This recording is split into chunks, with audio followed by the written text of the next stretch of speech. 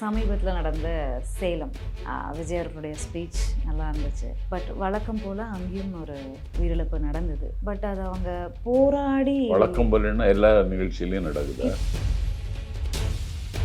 அவருக்கு ஒரு 5 லட்சத்தை கொடுத்து ஆஃப் பண்ணுறது, அதுவும் தாண்டி போராடி தான் அவங்க அதை பெற்றிருக்காங்க அப்படிங்கிறதெல்லாம் இருக்குல்ல. ஏன் இப்படி ஒரு நிலை? நான் ஒவ்வொரு நாளும் படிப்பனை தானே, அதில் ஒன்றும் இல்லை. படிப்பணிக்கு ஒரு வாழ்க்கை, ஒரு குடும்பம் அழியிறதா சார்? பரந்தூர்ல போய் பேசினாரு, உங்களோட நான் நிப்பேன், ஸ்டாலின் சாருக்கு நம்ம டைம் கொடுப்போம், அவர் செயல்படல அப்படின்னா நான் வருவேன், நான் சட்ட போராட்டம் நடத்தி தீருவேன் அப்படின்னாரு.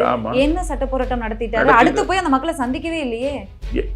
இப்போது அதுக்கெல்லாம் இனி நேரம் இல்ல, இனி 2 மாதத்துல தேர்தல். இனி வரட்டும் சார். இவ்வளவு 2 வருஷமா என்ன பண்ணாருன்னு இருக்குல்ல. பரந்தூர் போயிட்டு வந்து எவ்வளவு மாதங்கள் ஆகுது? அதுக்கு பிறகும் போனாரு. எங்க போனாரு? பரந்தூர் மக்களை சந்திக்கவே இல்லையே. பாஜகவும் திமுகவும் தான் அரசியல் பண்றாங்க. அந்த கருத்து கூட வைக்கல. உங்க கருத்து என்ன சொல்லலையே. நான் வேண்டாம். அப்ப ஒதுங்கி ஒதுங்கி வாழ்றதுக்கு எதுக்கு பொது வாழ்க்கைக்கு வரணும்னு இருக்குல்ல. அவர் என்ன சொன்னாலும் அது செய்தி ஆகிறது. நேற்றைக்கு முன்னாள் சேலத்துல பேசின பேச்சு இன்னும் அது 1 மாதம் உறங்காமல் இருக்கும். நாங்க அதுக்கு முன்னே அடுத்த கட்டத நடவடிக்கை. ஏன்னா ஒரு மாசத்துக்கு ஒரு வாட்டி அதுதான் பேசுறாரு. அதனால 1 மாசம் பேசுறாங்க. வாரத்துக்கு வாரத்தை பிரஸ் மீட் சந்திச்சா இல்ல மக்களை சந்திச்சா பேசிட்டு போறாங்க. நீங்க என்ன விளைவு உருவாக்குனீங்க? எத்தனை தேர்தலை சந்திச்சுட்டு எங்களுக்கு 50% வாக்குறுதி இருக்கு, 40% வச்சுட்டோம், நாங்க 40% கடந்துட்டோம்லாம் எப்படி பேசுறீங்க? வருகிற கூட்டத்தை வைத்து நான் சொல்லட்டுமா? உங்களோட எக்ஸ்பீரியன்ஸ்லயே கேட்கிறேன். பல மேடைகள் ஏறிட்டீங்க. வருகிற கூட்டம்லாம் ஓட்டா மாறி இருக்கா? அப்புறம் எதுக்கு கூட்டணி கட்சிகள்? நீ 5000 ரூபாய் கொடுத்து தமிழ்நாட்டு மக்களை, தாய்மார்களை ஏய்க்கலாம், ஏமாற்றலாம் என்று கருதினாலும் தாய்மார்கள் இன்னும் அதை வரவேற்றிருக்காரே விஜய் அவர்களே. வாங்கிக்கோங்க அக்கா, அம்மா, தங்கச்சி வாங்கிக்கோங்க, என்னால வந்தது உங்களுக்கு அப்படின்றாரு. இப்ப பீகார்ல விஜய் அவர்களோட வருகைனாலதான் பீகார்ல கொடுத்தாங்களா?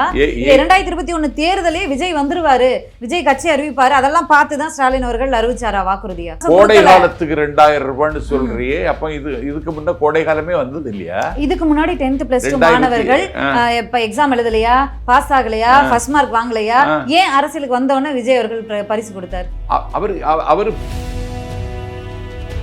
இப்போது புதிய அறிமுகம் ஆச்சி ஹோட்டல் சாம்பார் 50 கிராம் ரூபாய் 20 மட்டுமே.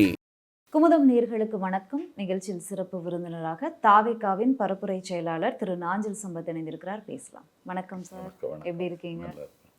ஆரம்பத்தில் பாசிட்டிவாக ஆரம்பிக்கலாம் தான் நினச்சேன். பட் இருந்தால் கூட நீங்களும் சில மீட்டிங்லாம் பேசியிருக்கீங்க, அதையும் பேசுவோம்.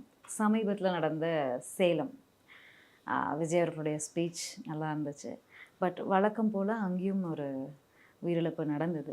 பட் அது அவங்க போராடி, வழக்கம் போலன்னா எல்லா நிகழ்ச்சியிலையும் நடக்குது. கிட்டத்தட்ட இது வரைக்கும் 52 பேர் பக்கம் ஒவ்வொரு மாநாட்டிலையும் ஐசியூக்கு போறதும் இல்ல ரோடு ஆக்சிடென்ட்ல பலியாகிறதும் தொடர்கதையா தானே இருக்கு. நீங்களும் கவனிச்சிருப்பீங்கன்னு நினைக்கிறேன். போல எல்லாம் ஒண்ணும் இல்லை. நாகப்பட்டினத்தில் நடந்தது.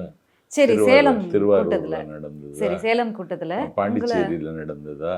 பாண்டிச்சேரியில நடக்கல. ஏன்னா அவ்வளோ ஸ்ட்ரிக்டா அங்க வந்து ஃபாலோ பண்ணீங்கல்ல, QR கோடு எல்லாத்தையுமே ஃபாலோ பண்ணீங்க. இங்க ஃபாலோ பண்ணலையே. இல்ல, அங்க பாண்டிச்சேரி அரசு அதற்கான காரியத்தை அக்கறையோட செய்தாங்க. இங்க செய்யறாங்க. பட் நீங்க அதை தாண்டி கூட்டத்தை கூட்டும் போது என்ன பண்ண முடியும்? கூட்டத்தை கூட்டுறது இல்ல, கூட்டம் நாட்டத்தோடு வருவது.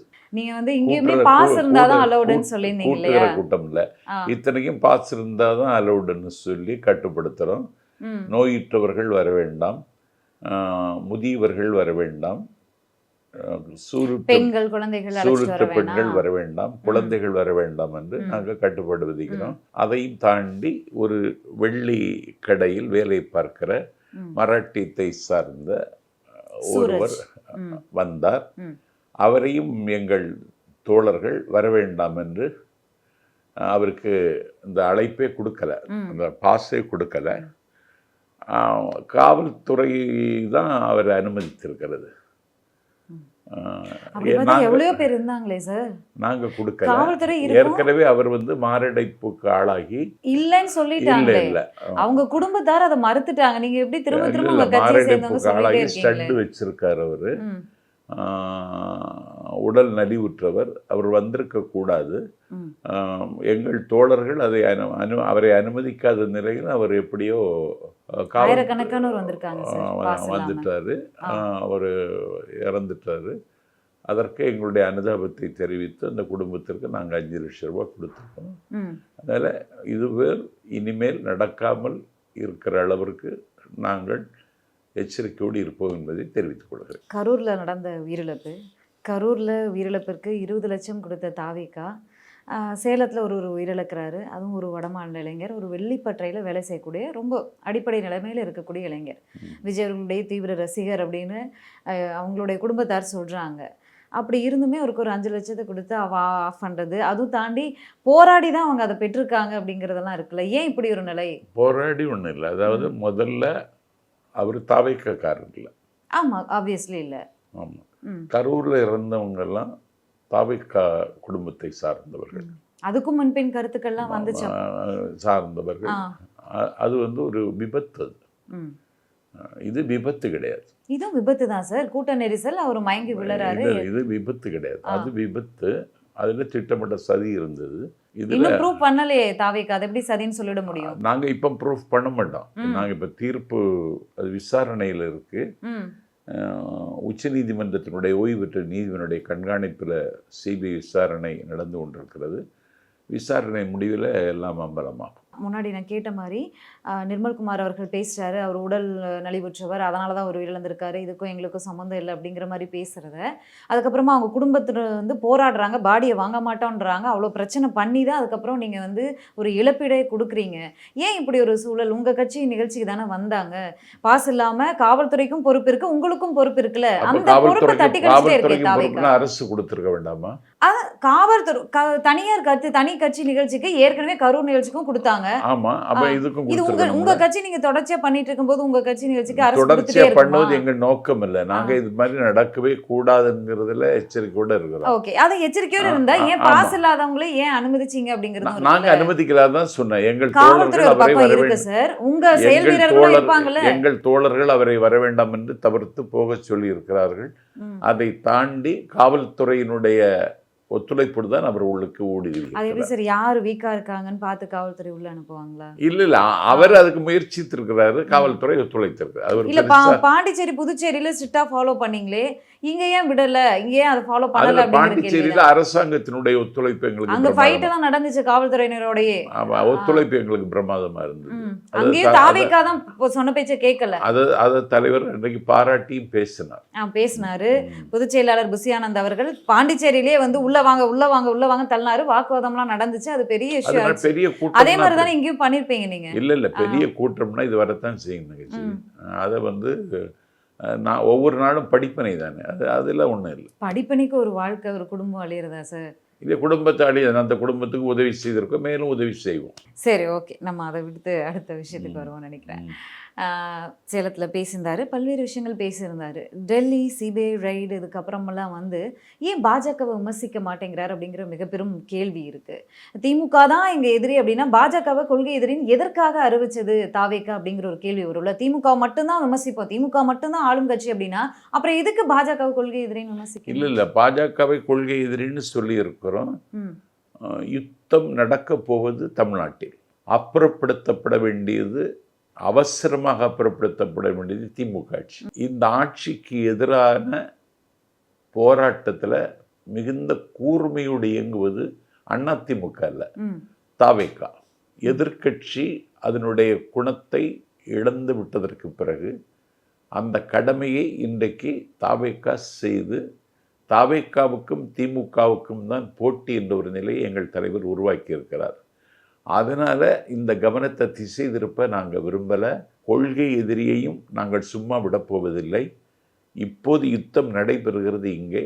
ஆகவே நாங்கள் திமுகவை எதிர்க்கிறோம். இல்லை, நாங்கள் தான் எதிர்க்கட்சியாக செயல்படுறோம், அதிமுக செயல்படலை அப்படின்னு சொல்கிறீங்க. எத்தனை விஷயங்களுக்கு குரல் கொடுத்துருக்கீங்க, எத்தனை போராட்டங்கள் பண்ணியிருக்கீங்க. கட்சி ஆரம்பித்து 2 வருஷத்தில் 3 போராட்டம் தான் பண்ணியிருக்கீங்க. அதுவும் சில நிமிடங்கள் தான் உங்கள் தலைவர் பேசியிருக்காரு. இதில் எப்படி நீங்கள் எதிர்க்கட்சியாக செயல்படுறீங்கன்னு எப்படி ட்விட்டரில் போட்டுட்டு இருந்தால் மட்டும் எதிர்க்கட்சின்னு ஆயிடுமா? ஆயிடுமே. அது எப்படி சார்? உங்களுடைய நீண்ட நெடிய வரலாற்றில் நீங்கள் எத்தனை பேரோட பயணிச்சிருக்கீங்க? எங்கள் தலைவர் ஒரு சொல் சொன்னால் கூட அதை ஒரு மந்திர சொல்லாக இந்த தமிழகம் உள்வாங்கி கொடுக்கிறது. செயல்பாடு என்னன்னு இருக்குல்ல. பரந்தூர்ல போய் பேசினாரு, உங்களோட நான் நிப்பேன், ஸ்டாலின் சாருக்கு நம்ம டைம் கொடுப்போம், அவர் செயல்படல அப்படின்னா நான் வருவேன், நான் சட்ட போராட்டம் நடத்தி தீருவேன் அப்படின்னாரு. என்ன சட்ட போராட்டம் நடத்திட்டாரு? அடுத்து போய் அந்த மக்களை சந்திக்கவே இல்லையே. இப்போது அதுக்கெல்லாம் இனி நேரம் இல்ல, இனி 2 மாதத்துல தேர்தல். இனி வரட்டும் சார். இவ்வளவு 2 வருஷமா என்ன பண்ணாருன்னு இருக்குல்ல. பரந்தூர் போயிட்டு வந்து எவ்வளவு மாதங்கள் ஆகுது? அதுக்கு பிறகும் போனாரு. எங்க போனாரு? பரந்தூர் மக்களை சந்திக்கவே இல்லையே. பரந்தூர் மக்களை வந்து சந்திச்சாரு. அதாவது பரந்தூருக்கு திமுக போனாரு. அதிமுக வாக்குறுதி கொடுத்து ஏமாத்துறாங்க, ஊழல் பண்றாங்க அப்படின்னு அவங்க மேல 1000 விமர்சனங்கள் வச்சிருக்காங்க. விஜய் அவர்கள் இன்னும் வந்து இப்பதான் வந்திருக்காரு, 2 வருஷம் ஆயிருக்கு. ஒரு தேர்தல் இதான் முதல் தேர்தலை சந்திக்க போறாரு. ஆனா அவரே ஒரு வாக்குறுதி கொடுத்துட்டு வந்து இன்னும் அந்த மக்களை திரும்பி கூட பார்க்கலையே. அது எங்க வாக்குறுதி? அங்க தேர்தல் அறிக்கையில் அது நாங்க அந்த வாக்குறுதியை அதுல என்ன நடவடிக்கை நான் எடுக்க சட்ட போறோம்? போராட்டம் நடத்துவேன்னு சொன்னாரே, ஒரு துரும்பு கூட கிள்ளி போடலையே இது வரைக்கும். சட்ட போராட்டம் நடத்துவோம். சரி, எப்ப வேணா நடத்து. சரி, ஓகே, உங்களோட பல விஷயங்கள்ல இதுவும் ஒண்ணு வருது அப்படின்னு எடுத்துக்கலாம். ஏன் செலக்டிவான குரல் கொடுக்குற? செலக்டிவா ஏன் குரல் கொடுக்குறாரு? அதாவது தொடர்ச்சியா அவர் மீது இருக்கக்கூடிய விமர்சனங்கள் தான். அஜித் காவல் நிலைய மரணம், அதுக்கு குரல் கொடுத்தாரு, ப்ரொட்டஸ்ட் பண்ணாரு, எல்லாம் பண்ணாரு. அடுத்து கொஞ்ச நாளே கவின் ஆணவ படுகொலை நடக்குது, எந்த கருத்துமே கிடையாது, சைலண்ட் மோடு. மதுரையில் போய் பேசும்போது சொல்றாரு, மதுரை வடக்கு விஜய், தெற்கு விஜய், திருப்பரங்குன்றம் விஜய் அப்படின்றாரு. திருப்பரங்குன்றம் விஜயில இவ்வளோ பெரிய இஷ்யூ போயிட்டு இருக்கு. இது வரைக்கும் ஒரு பொட்டு நாங்க என்ன இஷ்யூ? மும்மதமும் சம்மதமா வாழ்ந்துட்டு இருக்காங்க. அங்க யாரு போய் ஆட்களை இருத்தி ப்ரொடெஸ்ட் பண்ணது யாரு? இன்றைக்கும் திருப்பரங்குன்றத்துல அமைதி தவழ்கிறது, தென்றல் வீசுகிறது. அங்க இருக்கிற மக்கள் எப்பயுமே அப்படிதான் இருந்துச்சு. பாஜக போய் அங்க ப்ரொடெஸ்ட் பண்ற வரைக்கும் அப்படிதான் இருந்துச்சு. அங்க இருக்கிற மக்கள் எந்த விதமான அமளியிலும் ஈடுபடுவதற்கு அவர்கள் தயாரில்லை. அதற்குள்ளே ஊடுருவி அதை குழப்புவது திமுகவும் பிஜேபியும் தான் என்பது ஊருக்கும் உலகத்துக்கும் தெரியும். பாஜக தானே. சரி, ஓகே, நாங்க அதுல கருத்து சொல்ல விரும்பலன்னு எங்க தலைவர் சொல்லிட்டார். திமுக பாஜக இது ஒரு சென்சிட்டிவான பிரச்சனை. இதுல போய் கருத்து சொல்லி தாவேகா தன்னுடைய குணத்தை இழக்க விரும்பல. ஏன்னா இது திட்டமிட்டு சில பேர் செய்யறாங்க. இது ஊருக்கும் உலகத்திற்கும் தெரிய வந்தாச்சு. இன்னைக்கு அந்த மக்களே தெளிவா சொல்றாங்க, சார், நாங்க நிம்மதியா சந்தோஷமா வாழ்ந்துட்டு இருக்கோம், எங்களுக்குள்ள எந்த பிரச்சனையும் கிடையாது. யாரு வேணா வேற எங்கிருந்தோ வந்து வெளியில இருந்து வந்து யாரோ போராடுறாங்க அப்படின்னு சொல்றாங்க இல்லையா? அந்த கூட்டிட்டு வந்தது யாரு? பாஜக. அப்ப அதை பத்தி ஒரு விமர்சனம் கிடையாது. இன்னைக்கு நீங்க சொல்றீங்க, அருண்ராஜ் அவர்கள் சொல்றாங்க, பாஜகவும் திமுகவும் தான் அரசியல் பண்றாங்கன்னு. அந்த கருத்து கூட வைக்கல. உங்க கருத்து என்ன சொல்லலையே. அப்ப ஒதுங்கி ஒதுங்கி வாழ்றதுக்கு எதுக்கு பொது வாழ்க்கைக்கு வரணும்னு இருக்குல்ல? இல்ல, நான் அது வேண்டாம். நாங்க பொது வாழ்க்கை வந்ததற்கு பிறகுதான் தமிழ்நாட்டு அரசியல பெரிய தாக்கத்தை வீச்சையும் ஏற்படுத்தி இருக்கிறோம். சோசியல் மீடியா அவர் என்ன சொன்னாலும் அது செய்தி ஆகிறது. நேற்றைக்கு முன்னாள் சேலத்துல பேசின பேச்சு இன்னும் அது 1 மாதம் உறங்காமல் இருக்கும். நாங்க அதுக்கு முன்னே அடுத்த கட்ட நடவடிக்கை ஒரு மாசத்துக்கு ஒரு வாட்டி அதுதான் பேசுறாரு. அதனால 1 மாசம் பேசுறாங்க. வாரத்துக்கு வாரத்தை பிரஸ் மீட் சந்திச்சா இல்ல மக்களை சந்திச்சு நீங்க என்ன விளைவு உருவாக்குனீங்க? நாங்க என்ன விளைவு இன்னைக்கு உருவாக்கி இருக்கோம்? தமிழ்நாட்டுல இன்றைக்கு A1 கட்சி, அதாவது நம்பர் 1 கட்சி என்கிற இடத்துக்கு நாங்க வந்திருக்கோம். திமுக என்று சொல்லக்கூடிய அதிகாரத்தில் இருக்கிற கட்சியை அப்புறப்படுத்துகிற சக்தி தாவேகாவுக்கு இருக்குங்கிற நம்பிக்கையை தமிழ்நாட்டு மக்கள் மத்தியில் உருவாக்கி இருக்கோம். இன்னும் வரட்டும், யார் வேணா வரலாம். ஒரு மாஸ் ஹீரோ, யாராலையும் மறுக்க முடியாது. பெரிய ஃபேன் பேஸ் இருக்கக்கூடிய ஒரு ஹீரோ வந்திருக்காரு. யங்ஸ்டர்ஸ் கூட்டம் அவ்வளவு பேர் வராங்க, அதெல்லாம் மறுக்க முடியாது. ஆனா ஃபர்ஸ்ட் தேர்தல் அடி தான் வைக்க போறாரு. 42%, 32%, 50%, எத்தனை தேர்தலை சந்திச்சுட்டு எங்களுக்கு 50% வாக்குறுதி இருக்கு, 40% வச்சுட்டோம், நாங்க 40% கடந்துட்டோம்லாம் எப்படி பேசுறீங்க? வருகிற கூட்டத்தை வைத்து நான் சொல்லட்டுமா? உங்களோட எக்ஸ்பீரியன்ஸ்லயே கேட்கிறேன். பல மேடைகள் ஏறி இருக்கீங்க, வருகிற கூட்டம்லாம் ஓட்டா மாறி இருக்கா? அப்புறம் எதுக்கு கூட்டணி கட்சிகள்?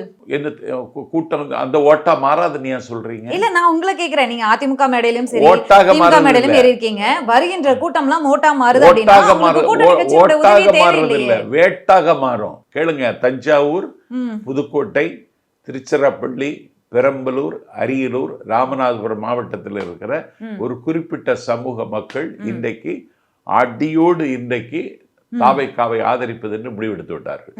கேட்டீங்களா? நீங்க இன்னைக்கு போய் அந்த பெல்ட் எல்லாம் காங்கிரஸ் பெல்ட்னு சொல்ல வரீங்க. அந்த மாவட்டத்தில் நிறைந்திருக்கிற ஒரு சமூக மக்கள் எங்களுக்கு வாக்களிக்க முடிவெடுத்து விட்டார்கள். கன்னியாகுமரி மாவட்டம் தூத்தூரில் இருந்து பழவேற்காடு வரை இருக்கின்ற மீனவர்கள் அனைவரும் தாவேக்காவுக்கு வாக்களிக்க வேண்டும் என்று முடிவெடுத்து விட்டார். அங்கதான் ஒரு கொஸ்டின். ஆ. ஒரு மீனவ சமூக பெண்ணான அஜிதா வந்து அவ்வளோ போராடினாங்க, தலைவரை சந்திக்கணும், பொதுச் செயலாளரை சந்திக்கணும்னு போராடினாங்க. அவங்க போராடி காரை மறிக்க வரும்போது ஊட்டி ஏத்திட்டு போயிட்டே அது இருக்கீங்க. எங்க குடும்ப பிரச்சனை இல்ல குடும்ப பிரச்சனை இல்ல, அது அப்படிதான் மீனவ சமுதாய பெண்ணை கட்சி தாவேக்கா பிரச்சனை. நடத்தியது. அவங்க ஒரு அது ஒரு மீனவ ஒரு பெண் வேற ஒரு கிடையாது. முடிவை அது எடுக்கிறாங்க. மீனவ பெண்ணா, வேற ஒரு முடிவு எடுக்கிறாங்க. அங்க ஹாஸ்பிட்டல்ல கூட போய் ஒரு பார்க்கல, அந்த பெண்ணுக்கு எல்லாரும் பாதுகாப்பு கொடுக்கல, எங்கள் தோழர்கள் எல்லாரும் போய் ஒரு பார்த்து- ஆறுதல் கொடுக்கல. நீங்க தான் மீனவ சமுதாயத்துக்கு நல்லது நான் என்ன பண்றீங்களா? சொல்றேன், ஒரு பெண்ணுக்கு பாதுகாப்பையும் ஆறுதலை நீங்க தான் கொடுக்க போறீங்களா? பழவேற்காடிலிருந்து தூத்தூர் வரைக்கும் இருக்கிற மீனவர் குல மக்கள் அனைவரும் தாவேக்காவுக்கு ஓட்டளிக்க தீர்மானித்து விட்டார்கள். கேட்டீங்களா? இன்றைக்கு நீங்க பச்சையப்பன் கல்லூரியில மாலை 4 மணிக்கு போய் நின்னா கல்லூரியிலிருந்து மாணவர்கள் கல்லூரி அந்த நேரம் முடித்து வெளியே வரும் பொழுது நீங்களே உங்க இதை கொண்டு போய் அந்த மாணவர்கள்ட்ட ஒரு கேள்வி கேட்டீங்கன்னா அனைவரும் தாவேக்காவுக்கு ஆதரவான மனநிலையில் இருக்கிறார்கள் என்பதை நீங்களே உறுதி செய்து ஓகே. அந்த யங்ஸ்டர்ஸோட தமிழ்நாடு ஓட்டு போதும். அது யங்ஸ்டர் அவர்கள் மாணவர்கள், அதான் மாணவர்களோட ஓட்டு போதும். இளைஞர்கள் எல்லோரும் இன்றைக்கு ஓரணியில் தாவேக்காவுக்கு பக்கம் திரண்டிருக்கிறார்கள். தாய்மார்களும் திரண்டிருக்கிறார்கள். நீ 5000 ரூபாய் கொடுத்து தமிழ்நாட்டு மக்களை, தாய்மார்களை ஏய்க்கலாம், ஏமாற்றலாம் என்று கருதினாலும் தாய்மார்கள் இன்னும் வரவேற்றிருக்காரே விஜய் அவர்களே. வாங்கிக்கோங்க அக்கா, அம்மா, தங்கச்சி வாங்கிக்கோங்க, என்னால வந்தது உங்களுக்கு அப்படின்றாரு. இப்ப பீகார்ல விஜய் அவர்களோட வருகையினாலதான் பீகார்ல கொடுத்தாங்க. 2021 தேர்தலே விஜய் வந்துருவாரு, விஜய் கட்சி அறிவிப்பாரு, அதெல்லாம் பார்த்துதான் ஸ்டாலின் அவர்கள் அறிவிச்சாரா வாக்குறுதியா? ஏது ஆட்சிக்கு வந்தா 1000 ரூபாய் கொடுப்போம் 2021 தேர்தல்ல வாக்குறுதி கொடுத்தாங்களே. விஜய் அவர்கள் வரப்போறான்னு ஜோசியம் பார்த்து தான் சொன்னாங்களா திமுக? அப்படி இல்லையே, 27 மாசம் கொடுக்கல, 23 மாசம் 27 மாசம் கொடுக்கல, இல்ல 23 மாதம் தான் கொடுக்கல. எதிர்கட்சிகளுடைய கடும் விமர்சனத்துக்கு பிறகு கொடுக்க ஆரம்பிச்சாங்க. இன்னைக்கு 5000 ரூபாய் கொடுத்ததும் உங்களுக்கு நல்லாவே தெரியும், தேர்தல் விதிகள் நடைமுறைக்கு வந்துட்டா கொடுக்க முடியாது அப்படிங்கறத முன்கூட்டியே கொடுத்திருக்காங்க. இது எல்லாருக்குமே தெரிஞ்ச விஷயம். எதுக்கு கொடுக்கணும்? அப்புறம் வாக்குறுதி கொடுத்து ஏமாத்திட்டாங்க. நீங்க தானே பேசுவீங்க. அது எப்படிங்க? நீங்க கோடை பாருங்க, திமுக ஏற்கனவே 23 மாசம் கோடை காலத்துக்கு 2000 ரூபான்னு சொல்றியே, அப்ப இதுக்கு முன்ன கோடை காலமே வந்தது இல்லையா? இதுக்கு முன்னாடி 10th + 2 மாணவர்கள் இப்ப எக்ஸாம் எழுதலையா, பாஸ் ஆகலையா, ஃபர்ஸ்ட் மார்க் வாங்கலையா, ஏன் அரசியலுக்கு வந்தோடனே விஜய் அவர்கள் பரிசு கொடுத்தார்? அவர் பொது வாழ்க்கைக்கு வருவதற்கு முன்னாலேயே அவர் சர்வீஸ் பண்ணிட்டு தான் இருந்தார். 10th + 2 மாணவர்களுக்கு கூப்பிட்டு இப்படி எல்லாம் கொடுத்ததே இல்லையே. இதான் கொடுக்கறாரு. அரசியலுக்கு வந்தோடனே தான் கொடுக்கறாரு. அப்ப எல்லாருக்கும் ஒரு அரசியல் நோக்கம் இருக்கு. விஜய் மக்கள் இயக்கம் தொடங்கியதற்கு பிறகு கண்ளிக்காத கிராமங்களில முட்டை, பால், ரொட்டி திட்டம் ஒன்றை சத்தம் இல்லாமல் நடைமுறைப்படுத்தினார். அவர் விளம்பரப்படுத்தல. பலர் கொடுக்கறாங்க சார், பல நடிகர்கள் கொடுக்கறாங்க. கேளுங்க, இரவு நேர பள்ளி நடத்தினார், விளம்பரப்படுத்தல. நூலகம் நடத்தினார், விளம்பரப்படுத்தல. விஜய் மக்கள் இயக்கத்தினுடைய தம்பிமார்கள் ஒரு 24 மணி நேரமும் ஒரு எல்லை பாதுகாப்பு வீரர்களைப் போல ஊருக்கு ஊர் இயங்கிக் கொண்டிருந்தார்கள். அதனுடைய விளைவும் வீச்சும் தான் இன்றைக்கு இது ஒரு மிகப்பெரிய சக்தியாக உருவெடுத்திருக்கிறது. அதனால கொடுக்கலையான்னு கேட்டா, ஒரு மாட்சிமை தேங்கிய தமிழ்நாட்டினுடைய முதலமைச்சர் அவர்களை திருநெல்வேலியில் 12ஆம் வகுப்பில் முதல் மதிப்பெண் பெற்ற மாணவி போய் சந்தித்தால் வாழ்த்து கூறுகிற முதலமைச்சர் அந்த குழந்தைக்கு எதுவும் பரிசாக கொடுக்கவில்லை. ஆனால் எங்கள் தலைவர் அந்த மாணவியை வரவழைத்து வைரத்தாலான நெக்லஸ் கொடுத்தார். அதான் அரசியல் வருகைக்கு பிறகு 2 வருடம் கொடுத்திருக்காரு அப்படிங்கிறதையும் பாக்குறோம். இந்த மாதிரி நீங்க அதுக்கு முன்னாடி சொன்ன விஷயங்களை எல்லாம் பல ட்ரஸ்ட் பண்ணிட்டு இருக்காங்க, பல நடிகர்கள் களத்துல இறங்கி பண்ணிட்டு இருக்காங்க. அது வந்து இந்த இன்னும் இடது கை கொடுக்கறது வலது கைக்கு தெரியாதுன்னு அந்த மாதிரி தான் அவங்களா செயல்படுத்திட்டு இருக்காங்க. விஜய் அவர்களும் அப்படிதான் அந்த பிரெட் பாலெல்லாம் கொடுத்துட்டு இருந்தார் போல. அதாவது விஜய் மக்கள் இயக்கத்தை சேர்ந்த தோழர்கள் கொடுத்திருப்பாங்க. அரசியலுக்கு வந்தோன்னா அதையெல்லாம் விளம்பரப்படுத்துறாங்க அப்படிங்கிறதையும் எல்லாரும் பார்த்துக்கிட்டு இருக்காங்க. உங்களுடைய தாவேக்காவுடைய அந்த பரப்புரைகள், அந்த செயல்பாடுகள் எப்படி போயிட்டு? நான் நேற்றைக்கு மாதவரத்தில் உரையாற்றினேன். 82 நிபந்தனைகள் விதித்தார்கள். இப்போது புதிய அறிமுகம் ஆச்சி ஹோட்டல் சாம்பார் 50 கிராம் ரூபாய் 20 மட்டுமே.